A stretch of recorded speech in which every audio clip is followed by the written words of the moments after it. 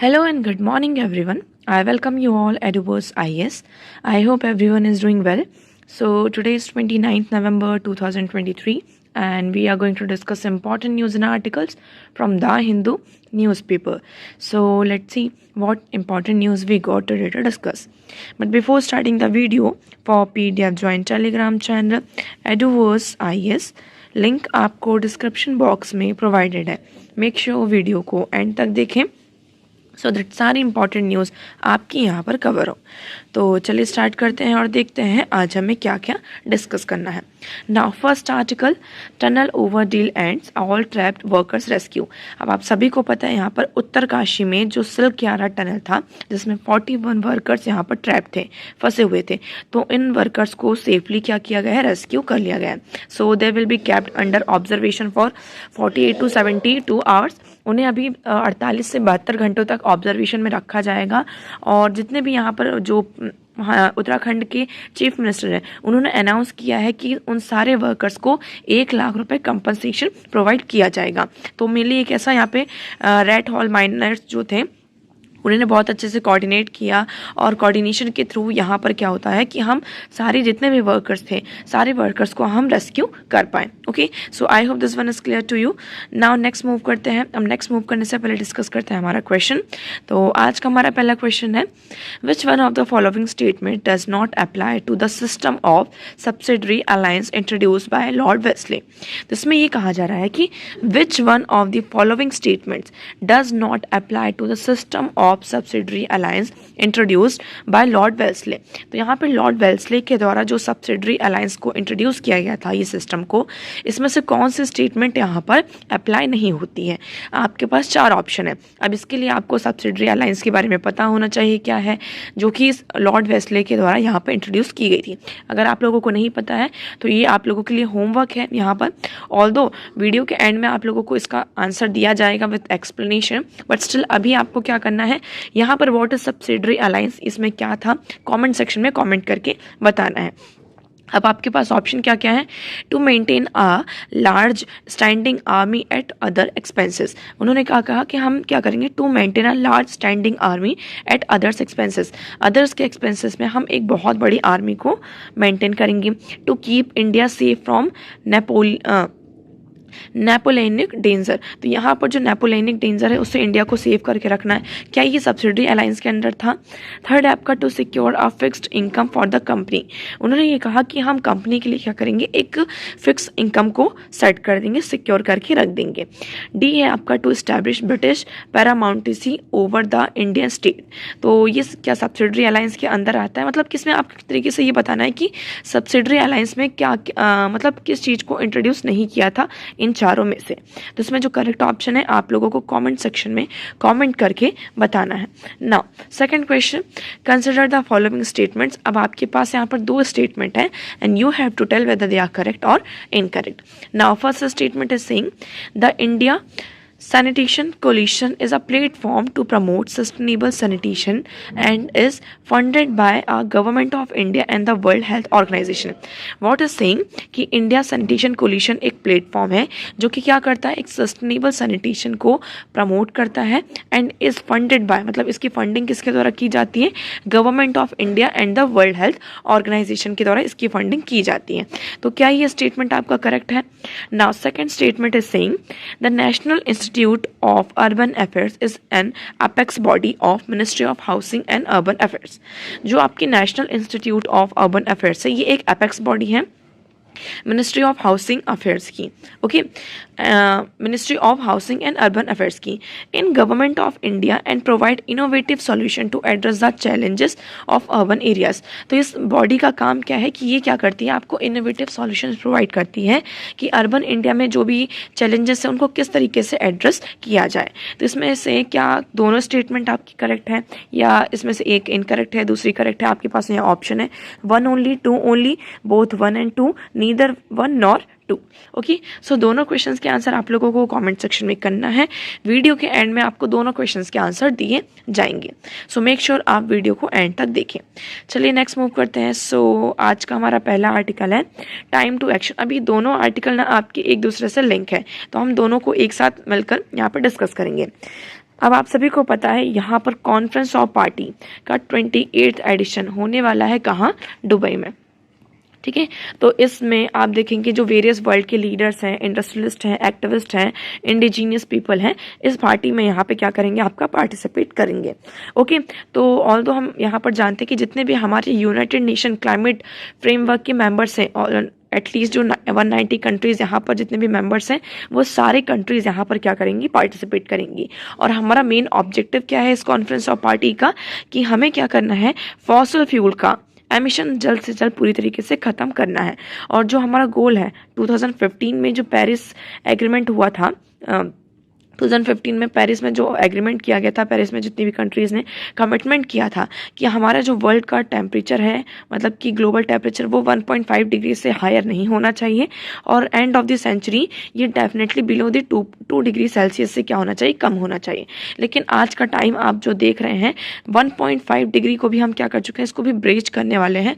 ये आने वाली सेंचुरी में हमारा जो अर्थ का टेम्परेचर होगा वो 2.5 डिग्री से लेकर 3 डिग्री सेल्सियस तक पहुँच जाएगा। और सारी कंट्रीज़ को ये पता है कि अगर ग्लोबल टेम्परेचर इतना होता है तो हमें इसके जो इरिवर्सिबल इफेक्ट देखने को मिलेंगे वो इन सारी कंट्रीज़ को फेस करना पड़ेगा। Okay, so here you will see to strive a hold global temperature to no higher than 1.5 degree Celsius our pre-industrial level by the end of the century and the definitely below 2 degree Celsius.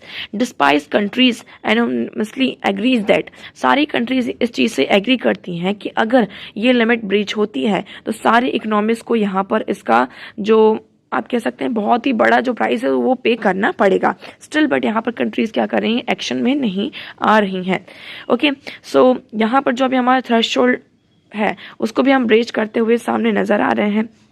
So there have already been 86 instances just this year of global temperature breaching the degraded 1.5 degree Celsius threshold. तो यहाँ पर 86 instances ऐसे हो चुके हैं, हम उसको face कर चुके हैं, जहाँ पर हमने देखा जो हमारा ग्लोबल टेम्परेचर है वो 1.5 डिग्री जो थ्रेशोल्ड है इसको भी क्या कर चुका है? ब्रीच कर चुका है। अभी आपकी जो कॉप मीटिंग होने वाली कॉन्फ्रेंस ऑफ पार्टीज़, इसमें हम देखेंगे पहले ये कहा जा रहा है कि देखिए 20th सेंचुरी में बहुत सारी कंट्रीज़ ने क्या किया? रैपिडली इंडस्ट्रियलाइजेशन यहाँ पर किया और बहुत ज़्यादा यहाँ पर क्या किया? आपका कार्बन का एमिशन किया। ओके, सो इसमें ये कहा जा रहा है कि countries that rapidly industrialized in the 20th century have disproportionately emitted more carbon than their fair share। मतलब जितना उनको यहाँ पर कार्बन का एमिशन करना चाहिए था उससे ज़्यादा उन्होंने क्या किया? यहाँ पर एमिशन किया। Okay, and given the population sustain economic growth promised on fossil fuel consumption while cheaper पर यूनिट दैन रिन्यूएबल एनर्जी। तो इसमें ये कहा जा रहा है कि फॉसिल फ्यूल का कंजप्शन उन्होंने बहुत ज़्यादा किया, ठीक है, क्योंकि ये क्या होता है? रिन्यूएबल एनर्जी से बहुत ज़्यादा चीप होता है, तो उन्होंने उसका यूज़ करके पूरा इंडस्ट्रियलाइजेशन किया, सारी चीज़ें की और आज एक वो डेवलप्ड कंट्री की तरह यहाँ पर सामने उभर कर आती हैं। ओके, सो बट उनके कारण यहाँ पर जो डिज़ास्टर उन्होंने स्पेल किया है अब उसको कौन सा मिटेगा? मतलब उन्होंने अपना काम तो कर लिया बट अपने पीछे यहाँ पर जो डिज़ास्टर छोड़ कर गए हैं अब इसे यहाँ पर कैसे यहाँ पर हम हैंडल करेंगे? सो ये कहा जा रहा है कि अब हमें क्या करना चाहिए कि जो फॉसिल फ्यूल के सोर्सेस हैं इकोनॉमिक्स में जो ग्रो कर रहे हैं इसे अभी हमें कम करना चाहिए। लेकिन ये कहा जा रहा है कि अगर हम फॉसिल फ्यूल से रिन्यूएबल एनर्जी की तरफ मूव करते हैं तो ये हमारे लिए बहुत ज़्यादा कॉस्टली हो जाएगा। तो इसके लिए हम क्या कर सकते हैं? इसके लिए हम फंड को जो हमारा बात करते हैं global stock take and operationalization and loss and damage fund है, हम इसको लेकर आ सकते हैं। ठीक है, हम टेक्नोलॉजी का ट्रांसफ़र कर सकते हैं जिससे जो कंट्रीज़ होंगी उनको क्या मिलेगा? लाइक आपकी जो डेवलपिंग कंट्रीज़ हैं उन्हें यहाँ पर फ़ायदा मिलेगा, टेक्नोलॉजी मिलेगी, तो वो जल्द से जल्द क्या कर पाएंगे? फॉसिल फ्यूल का जो यूज़ है उसको कम करेंगे और रिन्यूएबल एनर्जी की तरफ आगे मूव करेंगे। अब देखिए इसकी जो रिन्यूएबल एनर्जी में आपके क्या होता है? सोलार पावर, हम यहाँ पे हाइड्रो पावर प्रोजेक्ट्स की बात करते हैं, इनके थ्रू क्या होगा? आपका रिन्यूएबल एनर्जी की तरफ हम मूव करेंगे। लेकिन ये जो हाइड्रो पावर प्रोजेक्ट्स हैं, ये विंड पावर प्रोजेक्ट्स हैं, ये सोलार पावर प्रोजेक्ट्स हैं, सोलार पैनल्स हैं, इनका जो कॉस्ट होता है इनको इस्टेब्लिश करने के वो बहुत ज़्यादा हाई होता है। ये जो छोटी छोटी कंट्रीज़ हैं उसको अफोर्ड नहीं कर पाती हैं। तो इसलिए ये कहा जा रहा है या तो आप क्या करिए, ये यहाँ पर फंड प्रोवाइड करिए, उन्हें फाइनेंशियल असिस्टेंस प्रोवाइड करिए, या फिर आप इन्हें टेक्नोलॉजी प्रोवाइड करें. So here you will see however there is no clarity on the size of the fund and the individual contribution by country. हमें यहाँ पर कंट्रीज़ का जो साइज़ है कि वो कितना यहाँ पे कंट्रीब्यूट कर रही है इसके बारे में नहीं पता है. But while COP is by nature and self congratulatory when all they deliver are agreement with elaborate convened to COP28 must strive to live up its declared goal to being a conclave that compels its signatory to take definitive action.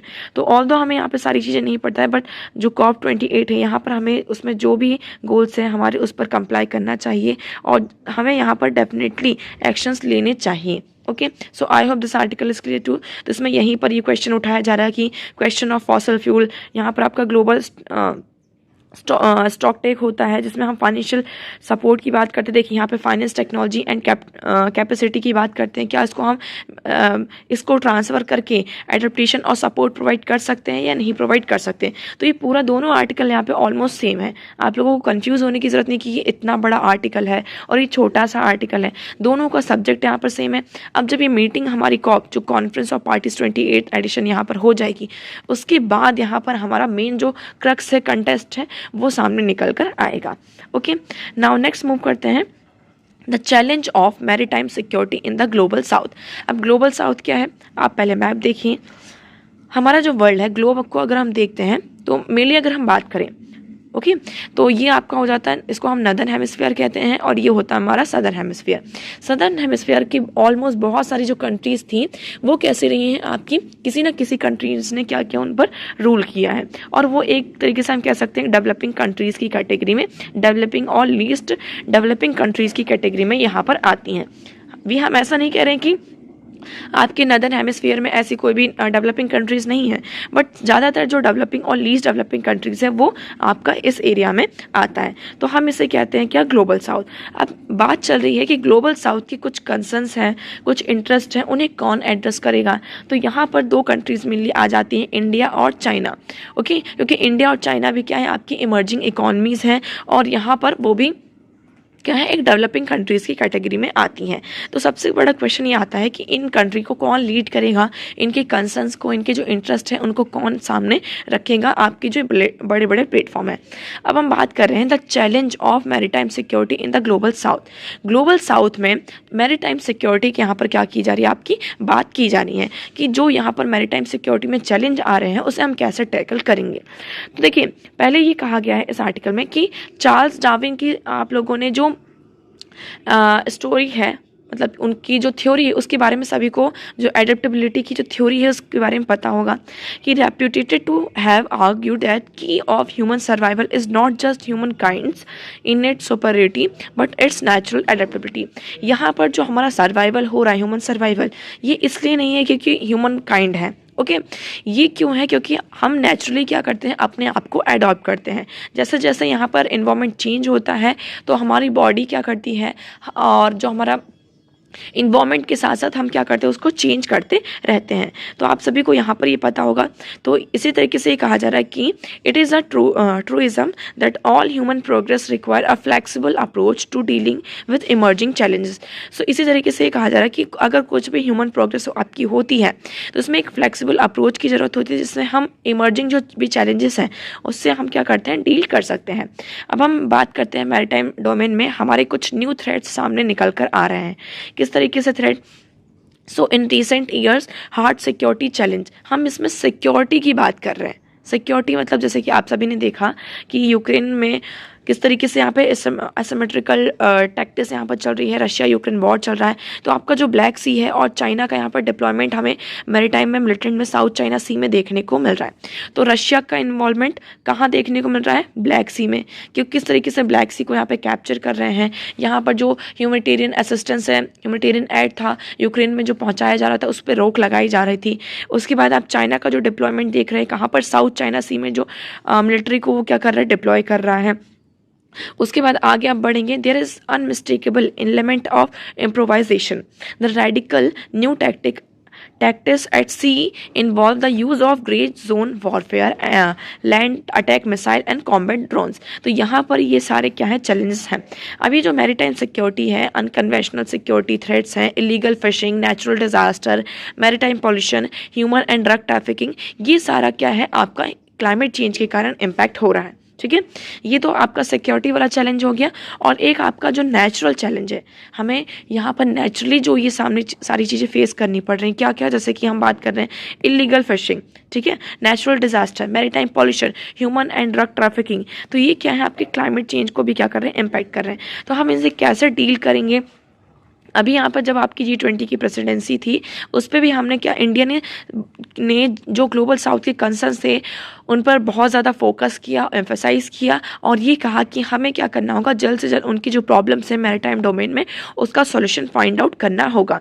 उसके साथ साथ ये भी कहा कि हमें sustainable development जो हमारे गोल्स हैं, लिटोरल रिमेन्स अनरियलाइज्ड, उनको अभी इररियलाइज है, जैसे कि as voice from littoral states in Asia, Africa and southern Pacific are ignored by developed countries. तो ये क्या है आपके हम बात करते हैं कि जो एशिया आपका है, अफ्रीका है, सदर्न पैसिफिक है, इनकी जो लिटोरल स्टेट्स हैं, इनकी जो वॉइस है वो डेवलप्ड कंट्रीज़ के द्वारा क्या की जाती है, आपकी इग्नोर कर दी जाती है। तो यहाँ पर हमें क्या करना होगा, इन पर फोकस करना होगा।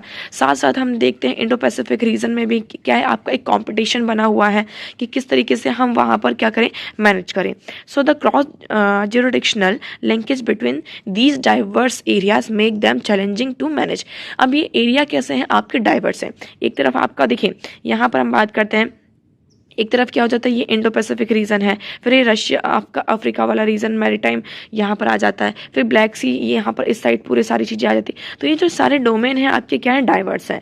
और डाइवर्स हैं इसलिए यहाँ पर जो चैलेंजेस हैं उनको टैकल करना, उनको एड्रेस करना हमारे लिए क्या हो जाता है, थोड़ा सा प्रॉब्लमेटिक यहाँ पर हो जाता है। उसके साथ साथ आप देखेंगे जो हमारा प्रॉब्लम क्या है, जैसे कि सी लेवल जो आपका राइज हो रहा है, मैरीटाइम पॉल्यूशन हो रहा है, क्लाइमेट चेंज हो रहा है, नेचुरल डिजास्टर हो रहा है, ये भी क्या कर रहे हैं, एक डिसप्रपोर्शनेटली हमारा जो हमारे डेवलप्ड स्टेट्स हैं, डेवलपिंग स्टेट्स हैं, वल्नरेबल स्टेट्स हैं, उनको क्या कर रहा है, इम्पैक्ट कर रहा है। तो I hope this one is clear to you.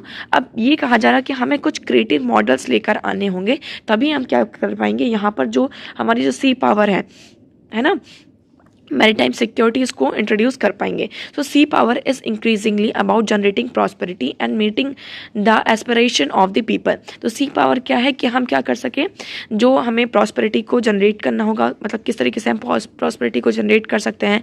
हमारा जो इंडिया का मैरीटाइम विजन है 2030 का, उसको हमने सेट करके रखा है।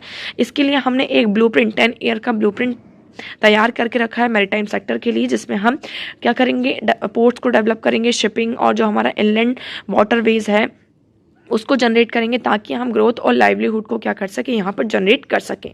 फिर आप देखेंगे ढाका का यहाँ पर इनऑग्रल ऑफिशियल डॉक्यूमेंट है, Indo Pacific details guiding principal, जिसमें वो डेमोन्स्ट्रेट करेंगे कि हम क्या करेंगे, मैरीटाइम सिक्योरिटी में एक डेवलपमेंट अप्रोच लेकर आएंगे और यहाँ पर गुड्स और जो सर्विसेज है उस पर फोकस किया जाएगा, और जितने भी यहाँ पर मैरीटाइम रिसोर्सेज हैं उनको प्रोटेक्शन प्रोवाइड किया जाएगा। अफ्रीका की बात करते हैं तो यहाँ पर भी क्या है आपका ब्लू इकोनॉमी और सिक्योर मैरीटाइम डोमेन की तरफ हम क्या कर रहे हैं, आगे बढ़ रहे हैं और बात कर रहे हैं। सो ये कुछ इनिशिएटिव लिए जा रहे हैं जिससे हम इनकरेज हो रहे हैं कि हम किस तरीके से, मेनली हम पर्टिकुलरली बात करते हैं जो इलीगल फिशिंग हो रही है एशिया और अफ्रीका में, तो इसके अगेंस्ट में जो फाइट है इसको यहाँ पर सदर्न सीज में उसको हम एड्रेस करने की बात की जा रही है। तो ये जो अभी इलीगल तरीके से रिपोर्टिंग बढ़ रही है इसको कवरेज किया जाएगा और इनकरेज किया जाएगा कि जो भी आपकी डिस्ट्रक्टिव फिशिंग मेथड्स हैं उनसे हम कैसे डील करें।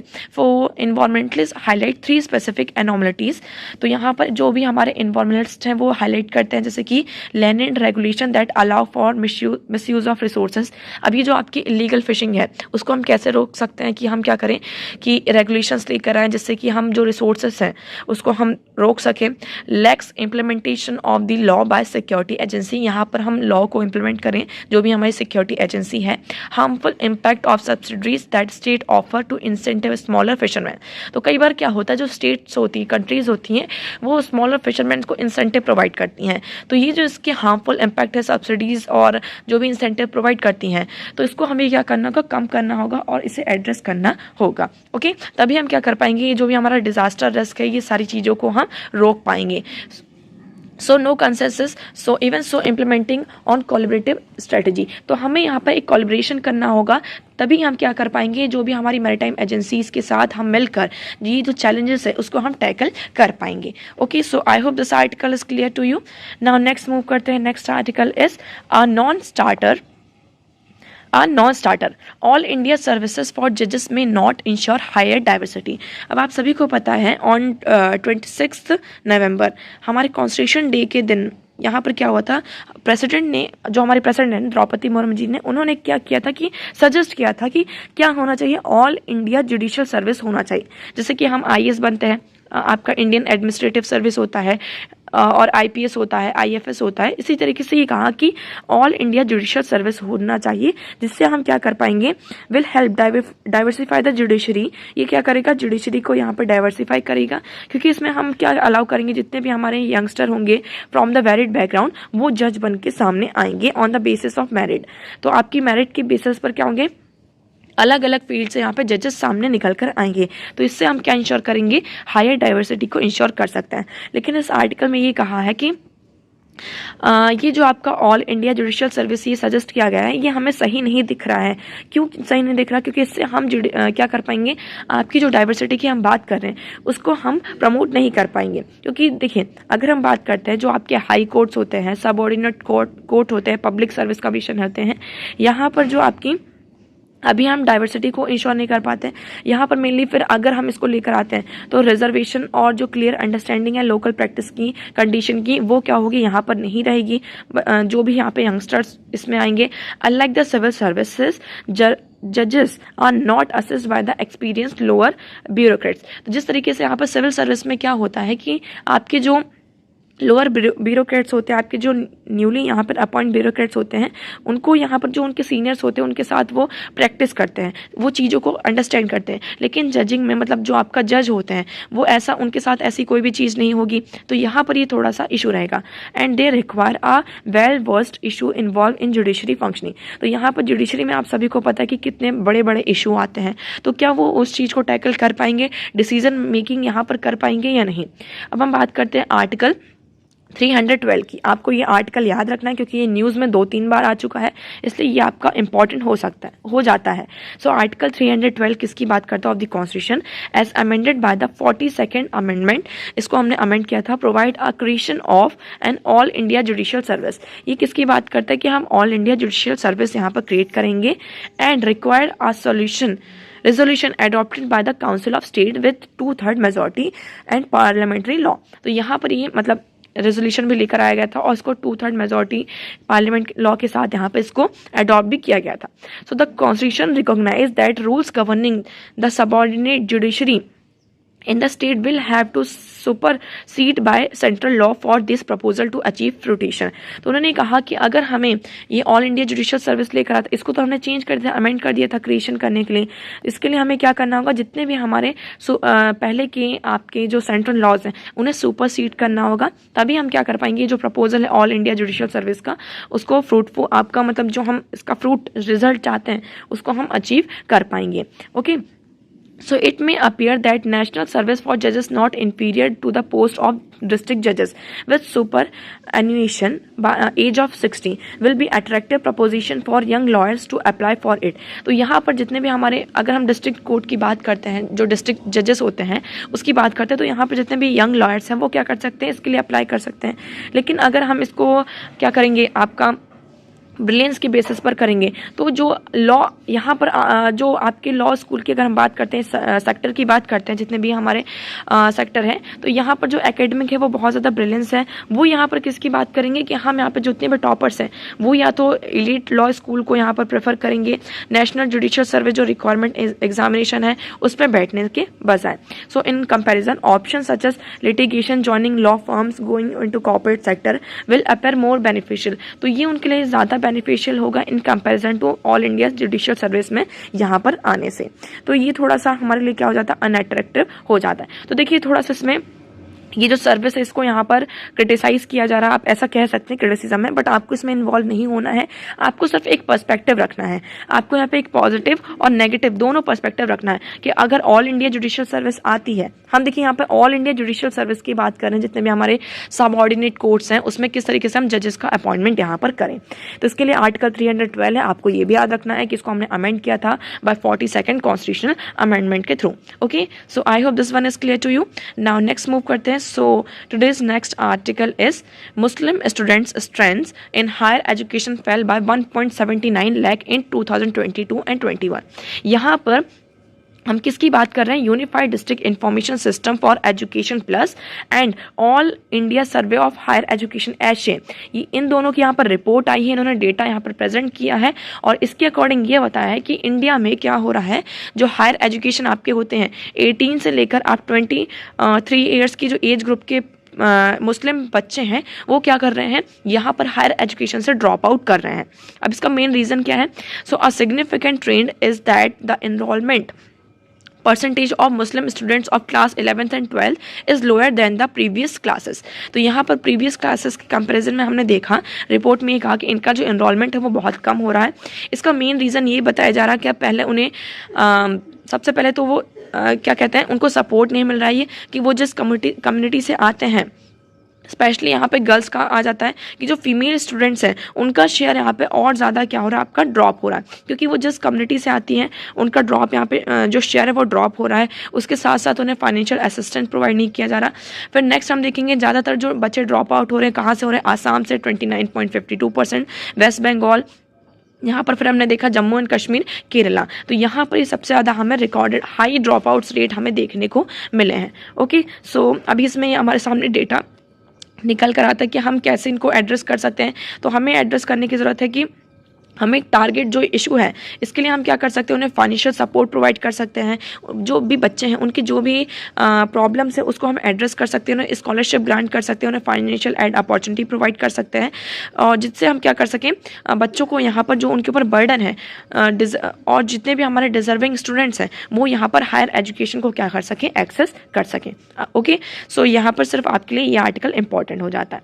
चलिए अब हम बढ़ते हैं हमारे क्वेश्चन की तरफ। तो आज का हमारा पहला क्वेश्चन था, Which one of the following statement does not apply to the system of subsidiary alliance? तो इसमें आपका करेक्ट ऑप्शन हो जाता है option C, to secure a fix income for the company. Okay, so here you will see subsidiary alliance ये क्या है, एक it was a non intervention policy use by Lord Wellesley to bring princely state under the control of the British. तो ये subsidiary alliance आता है Lord Wesley के द्वारा, जिससे वो क्या कर सके, जितनी भी प्रिंसली स्टेट्स हैं उनको वो ब्रिटिश कंट्रोल के अंडर लेकर आ सकें। ओके, सो इसमें यहाँ पर मेनली हम देखेंगे जो फिक्स्ड इनकम था कंपनी के लिए उसको सिक्योर करना, ये गलत ऑप्शन हो जाता है। तो इसमें आपका राइट ऑप्शन क्या है, ये सी। सेकंड क्वेश्चन की बात करते हैं, कंसीडर द फॉलोइंग स्टेटमेंट। इसमें आपका जो करेक्ट ऑप्शन है वो क्या है, टू ओनली, बी ऑप्शन इसका करेक्ट है। आपका जो फर्स्ट स्टेटमेंट है वो इनकरेक्ट है। आप यहाँ पर देखेंगे कि अगर हम इंडिया सैनिटेशन कॉलिशन की बात करते हैं, ये लॉन्च हुआ था आपका 25 जून 2015 में, जिसका मेन काम ये था कि जितने भी हमारे मल्टी स्टेक होल्डर्स हैं, प्लेटफॉर्म्स हैं, private sector, government, financial institutions हैं, सिविल सोसाइटी ग्रुप है, मीडिया, डोनर्स, इन सबको एक साथ लेकर आया जाए। So the vision of alliance is to enable and support an ecosystem for sustainable sanitation. इनका मेजर मतलब आप कह सकते हैं विज़न ये था कि हम इकोसिस्टम और सस्टेनेबल सैनिटेशन की तरफ आगे बढ़े, पार्टनरशिप मोड की तरफ। इसलिए आपका जो फर्स्ट स्टेटमेंट है वो यहाँ पर इनकरेक्ट हो जाता है। ये गवर्नमेंट ऑफ इंडिया और वर्ल्ड हेल्थ ऑर्गेनाइजेशन के द्वारा फंडेड नहीं है। तो इसमें सिर्फ आपका सेकंड ऑप्शन क्या है, करेक्ट है। सो आई होप आपको सारी चीज़ें क्लियर होंगी। आज के लिए इतना ही, मैं उम्मीद करती हूँ आपको सब कुछ क्लियर होगा। But still if you have any doubt you can ask in comment section. Video कैसा लगा एक बार कॉमेंट सेक्शन में ज़रूर बताइएगा। If you like the video please hit the like button and subscribe the channel. So that's for all today. Thank you so much for discussion.